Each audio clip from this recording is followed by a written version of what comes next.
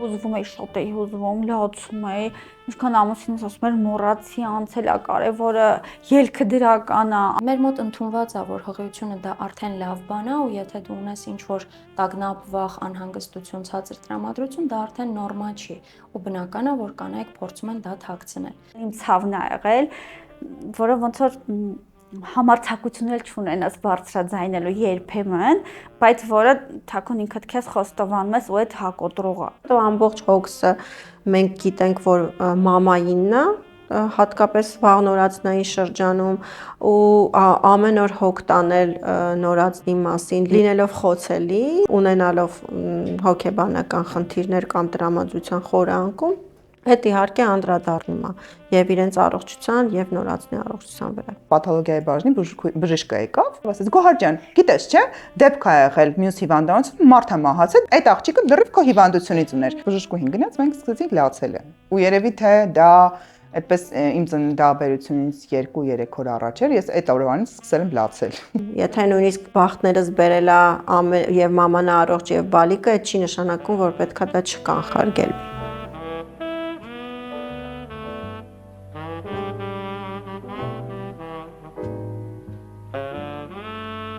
Ես Գոհար եմ Աբրահամյան, լրագրող, EBN Report-ի հայերեն բաժնի խմբագիրը եւ համատեղության կարգով 3 երեխաների մայր եւ վերջին երեխաս ծնվել է ընդամենը 7 ամիս առաջ։ Իրականում 10 տարի է անցել իմ առաջին մամայությունից, բայց այնքան թարմ են այդ հիշողությունները։ Ինձ մոտ ամեն ինչ շատ տենց հեշտ հանգիստ գնում էր, երբեք չեմ եղել հիվանդանոցում ու միշտ ծիծաղում եմ, ասում եմ իմ առաջին հիվանդանոց այցս այդ եղել է այդ 12 շաբաթականում հաշվառման կանգնելու։ Ու առաջին անգամ երակից արյուն այդ ժամանակ են ինձնից վերցրել ու ես տենց լրիվ անփորձ գնում էի, ասում էին ամեն ինչ նորմալ է, բայց տենց հարսանիքի էինք ու գիշերը բուժքույրը զանգեց, ես տենց ուրախ զվարթ իմ համար ապարում եմ բուժքույրը զանգեց, ասաց Գոհար ջան, գիտես անալիզների պատասխանները վատ ա եկել, խնդրում եմ առավոտյան նորից գաս, ամեն դեպքում իրեր ունեցի հետդ։ Ես դեռ 34 շաբաթական դեռ աշխատում էի եւ գնացի աշխատանքի հոդված ունեի գրելու, գրեցի հոդվածս ու ասացի դե լավ ժողովուրդ գնամ մի հատ տեսնեմ ինչ են ասում, հիվանդանոց պետքա գնեմ ու այդպես համապատրաստից գնացի հիվանդանոց, պարզվեց որ բավական վատ է վիճակս, պրեկլամպսիա էր ինձ մոտ եւ այսինքն ճնշումս էր շատ բարձր ու այդպես ասացին, գիտես չենք կարող քեզ այսպես վիճակում թողնենք ու ամեն վարքյան կարող կանգնենք կեսարյան հատման առջև։ Հաջորդ օրը աղմկահարույց դեպքեր եղել ու ինձ մամա զանգեց, լացել եւ ասաց խնդրում եմ էլի ասա թող քեզ արագ վիրահատեն։ Մի քանի ժամ հետո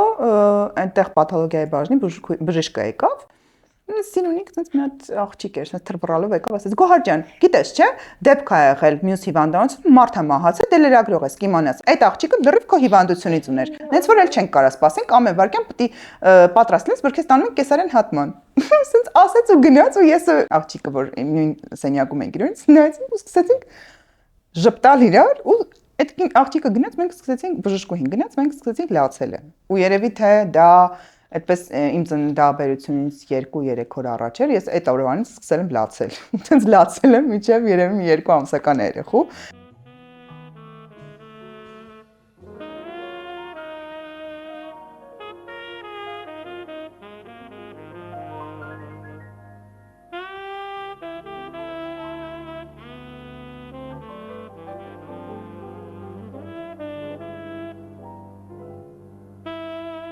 Ես Տիգրանուհին եմ Հարությունյան, այս պահին 1 բալիկի մամա դեռևս, ապագայում 2 ամսից արդեն 2 բալիկի մամա։ Առաջի եղությունս երկրորդի հետ համեմատած բավականին խնդիրներով է ընթացել, մանավանդ սկզբնական հատվածում, նշանակվել է բժշկի կողմից խիստ անկողնային ռեժիմ, անթիվանսահման դեղեր, անալիզներ, ու սպասողական վիճակ, ավելի շատ 50-50 վիճակ, որ ամեն պահ ես չէի կարողանում ուրախանալ իմ վիճակով, որովհետև չգիտեինք ինչ է լինելու, ինչքան էլ որ կողքից աջակցում են, փորձում են ցրել, փորձում են դրականով շրջապատել, բայց միևնույնն է, ոնց որ առաջի կրողը դու ես, այդ ամեն ինչի, դրա մեջով անցնողը, անմիջական անցնողը դու ես, պատասխանատուն դու ես, ու շատ ժամանակ, ասենք որ բժիշկը ասում է քեզանից է կախված։ Կարծես թե երկրորդ երամսյակը քիչ թե շատ ավելի հանգիստ պետքա լիներ, բայց համընկավ COVID-ի ժամանակաշրջանին, ծանր տարամ COVID-ը, հոսպիտալացվեցի, մոտ մի ամիս, եթե ոչ ավել, հիվանդանոցային պայմաններում եմ անցկացրել, խիստ կարանտինի մեջ, բայց կարծես թե հաղթահարեցինք, պես ծնվեց բալիկս, առողջ բալիկ, փառք Աստծո։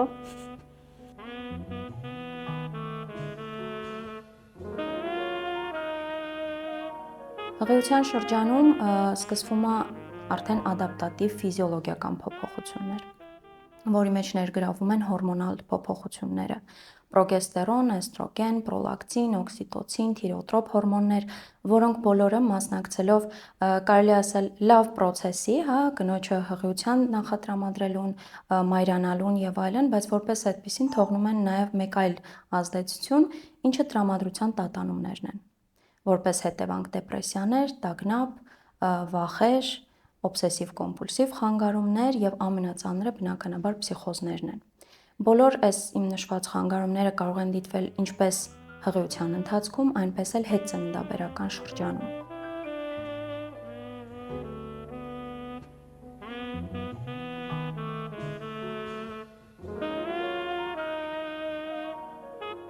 Կանայք նկարագրում էին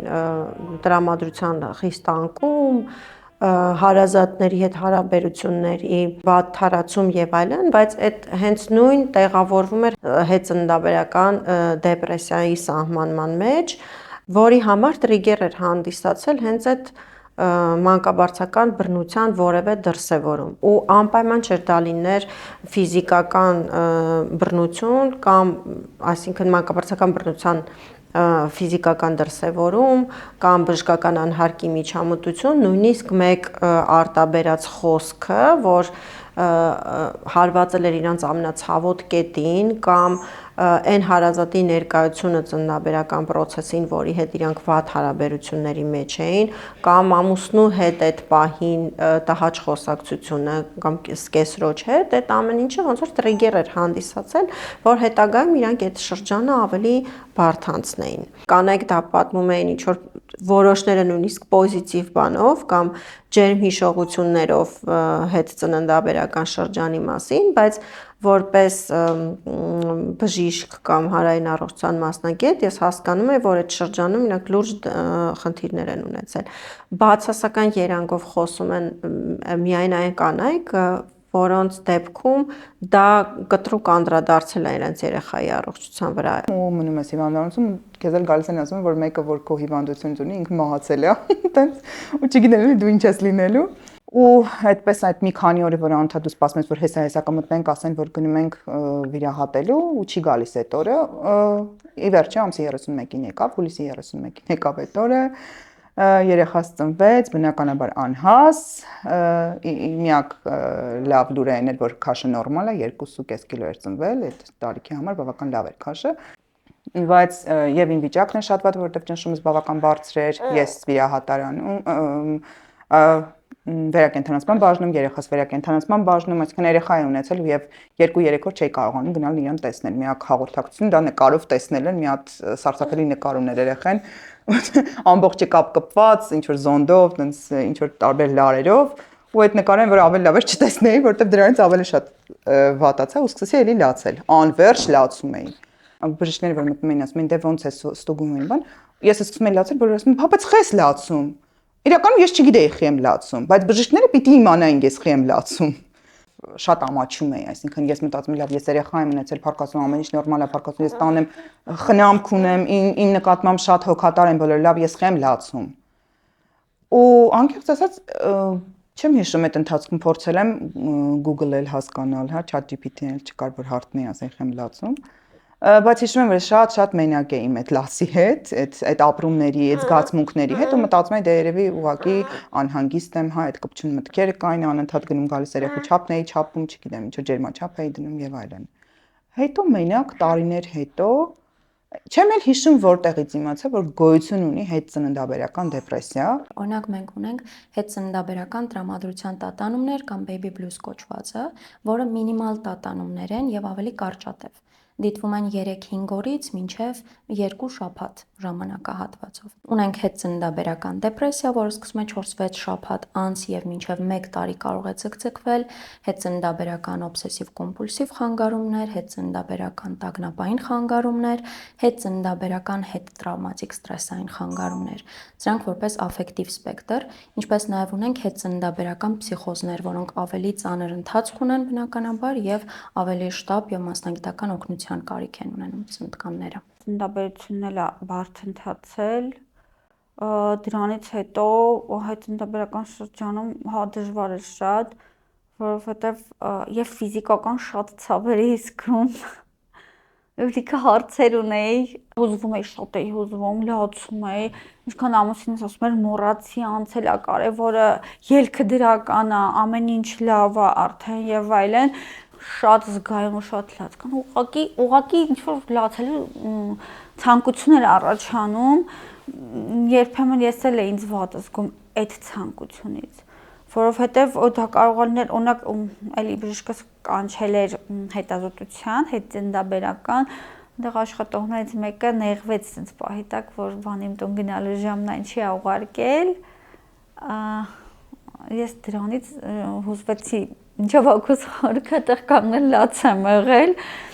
Ցավոք Հայաստանում մենք չունենք որևէ ստատիստիկ տվյալներ, իսկ համաշխարհային գրականությունից կարող ենք ասել, որ baby blues-ի տարածվածությունը 70-ից 80% է,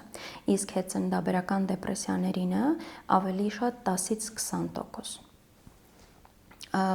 Բնականաբար կինը կարող է չունենալ որևէ արտահայտված դեպրեսիվ սիմպտոմատիկա, բայց բնականաբար ունենում է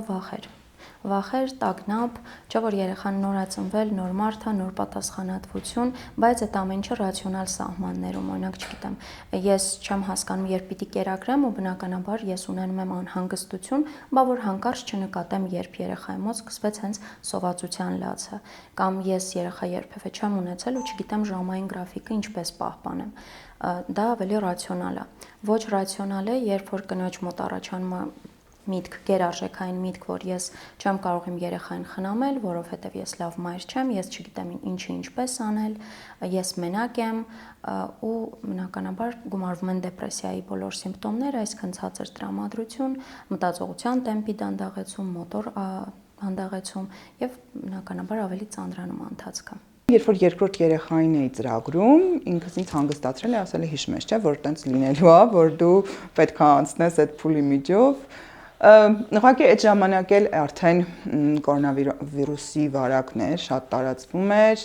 ես էլ հիվանդացա, այսինքն նաև երկրորդի ժամանակ այդ կորոնա վարակի ստրեսն էր ինձ մոտ ու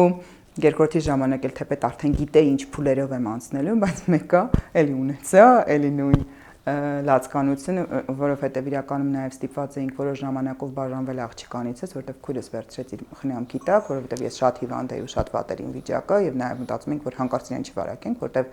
ծնվելուց հետո առաջին թեստը ցույց տվեց, որ ինքը չունի վարակ։ Այդպես մոտ 10 օր մենք երեխուց բաժանված եմ եղել, այսինքն նաև մտածում էի միգուցե դա նպաստեց։ Երրորդի ժամանակ իրականում միջև երրորդը այնքան ուրախ եմ, որ խմբագիրներից առաջարկեցին այդ թեմայով հոդված պատրաստել։ Միջև հոդվածի պատրաստելը, փորձում էի հետազոտել, հասկանալ ինչ թեմաներ, ինչ անդրադարձեր կան։ Google-ում էի ու տեսնում եմ, որ ոչ մի անդրադարձ չկա այս թեմային։ Գրեթե ոչ մի բան չէի կարողանում գտնել։ Ինքս փորձեցի գտնել մասնագետների, թե հոգեբանի, թե հոգեբույժի անգամ եւ գինեկոլոգի հետ այդպես խոսելով կառուցեցի հոդվածս ու ավելի շատ գիտելիքներ ունեցա այդ մասին ու արդեն երրորդի ժամանակ շատ ավելի պատրաստ էի ինձ թվում է։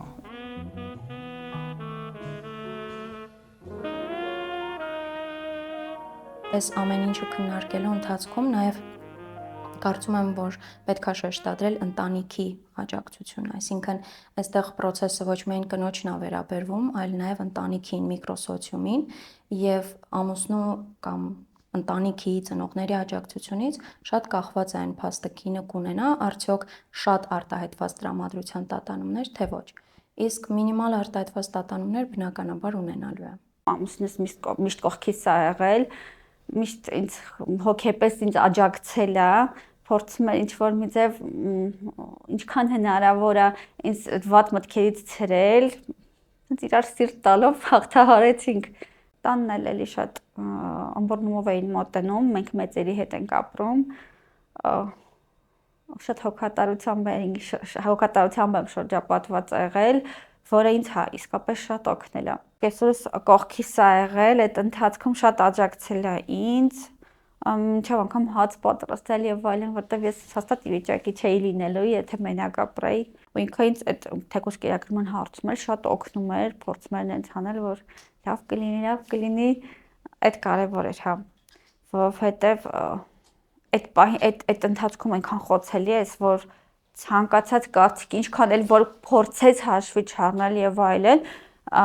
միևնույնն է ազդում է քո վրա։ Շատ դեպքերում, երբ որ ասում ես աջակցություն, հասկանում են երեխային 2 ժամ գրկելը։ Իրականում այդ չի աջակցությունը, էլի, կնոջը հստակ աջակցություն է պետք, ժամանակ է պետք, որ ինքը համ իր հոգեբանական խնամքը ճիշտ իրականացվի, համ ֆիզիկական խնամքը ճիշտ իրականացվի։ Երբ որ ինքը լավ խնամված կլինի այս երկու առումներով, ի վիճակի կլինի լավ խնամել իր նորածին։ Գալիս է կին, որը հայտնում է, որ սկիսուրը դրան մոտ սպասում է, երբ է երեխան հանկարծ թեթևակի ինչ-որ ձայն հանում եւ ուղղակիորեն առանց որևէ ինչ-որ ազդանշանի, որ թակոց կամ ինչ-որ բանի ներս է մտնում սենյակ։ Բնականաբար կնոջ մոտ առաջանում է տագնապային վիճակ, որ հանկարծ երեխան ձայն չհանի, հանկարծ սենյակ չմտնեն։ Կամ երբ որ սկիսուրը փորձում է մորը ճիշտ կերակրելուն սովորացնել, հա, չէ դու սխալ ես անում, չէ դու այսպես պիտի անես, չէ դու լավ չես լողացնում, այսինքն արդեն այն կնոջ մոտ ու մոտ կան նախատրամադրվածություն, որ ես լավը չեմ, ես ինչ-որ բան ճիշտ չեմ անում, այդ արտահայտությունները կարող են բերել դեպրեսիայի, այո։ Այսինքն ես չեմ կարողանում իմ երեխային խնամել, ես իմ երեխային չեմ հասկանում, ու բնականաբար ուրիշները ավելի լավ են անում, բայց ուրիշներն էլ այդ լավը անում են շատ ցուցադրական եւ մեղադրելով։ Մյուս կողմից, երբ որ ընտանիքի անդամներն ասում են դուք ոչինչ բան չանեք, մենք ամեն ինչ կանենք։ Այսինքն կնոջ համար շատ բարենպաստ իրավիճակ է ստեղծվում, որ ահա իմ համար ստրեսային վիճակ է, բայց ինչ լավ է, ես փախուստ եմ անում։ Երեխան լացեց, անմիջապես մտան երեխային վերցրեցին։ Այդ ամեն ինչով խոչընդոտվում է մայր-երեխա կապի ստեղծումը։ Մենք շատ շեշտադրել ենք հետազոտության արդյունքում ցավի նորմալիզացիան, բայց այդ ցավի նորմալիզացիայի որպես շարունակություն նաև նման բաներ էին հնչել, որ դու առաջինը չես, վերջինը չես, բոլորս էլ դրա մեջով անցել ենք, այս ամեն ինչը նորմալ է, ոնց որ անդրադարձել էին ցավին,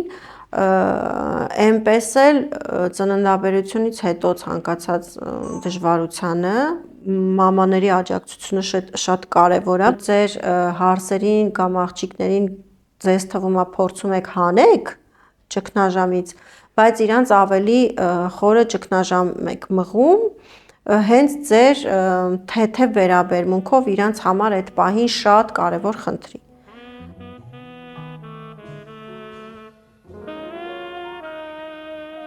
Ամբողջ հոգսը մենք գիտենք, որ մամայինն է, հատկապես վաղ նորածնային շրջանում, ու ամեն օր հոգ տանել նորածնի մասին, լինելով խոցելի, ունենալով հոգեբանական խնդիրներ կամ տրամադրության խորը անկում, այդ իհարկե անդրադառնում է եւ իրենց առողջության եւ նորածնի առողջության վրա։ Եթե նույնիսկ դա չի պատահել, բախտներս բերել է եւ մաման առողջ եւ բալիկը, այդ չի նշանակում, որ պետքա դա չկանխարգելվի։ Եվ հարազատները եւ այդ պահին ծննդաբերությունը վարող ամբողջ անձնակազմը ի սկզբանե պետք է անհանգստանա հետծննդաբերական շրջանի մասին։ Հղիության ցանկացած շրջանում բացի գինեկոլոգիական, հա, հետազոտություններից, կոնսուլտացիաներից, պիտի լինի հոգեբան, ով որ պիտի կնոջը ուղեկցի նաեւ հղիության ընթացքում։ Պարտադիր չի հետծննդաբերական շրջանում ունենալ արդեն արտահայտված դեպրեսիա կամ օբսեսիվ կոմպուլսիվ խանգարում կամ տագնապ։ Այդ ամեն ինչը կարելի է կանխարգելել նախապես ունենալով հոգեբան կոնսուլտանտ, ով կնոջ հետ կզրուցի ամբողջ հղիության ընթացքում։ Մեր մոտ ընդունված է, որ հղիությունը դա արդեն լավ բան է, ու եթե դու ունես ինչ-որ տագնապ, վախ, անհանգստություն, ցածր տրամադրություն, դա արդեն նորմալ չի, ու բնական է, որ կանայք փորձում են դա թաքցնել։ Այդ ամեն ինչը վերագրելով հղիությանը, հորմոններին եւ այլն։ Բայց եթե գոնե եռամսյակը մեկ կինը այցելի հոգեբանին, այդ խնդիրները ավելի հեշտ կլինի կանխարգելել։ Հղիությունը բաժանում ենք 3 եռամսյակի։ Գոնե 3 այց հոգեբանի մոտ ամեն եռամսյակի շրջանում կարծում եմ, որ պարտադիր է։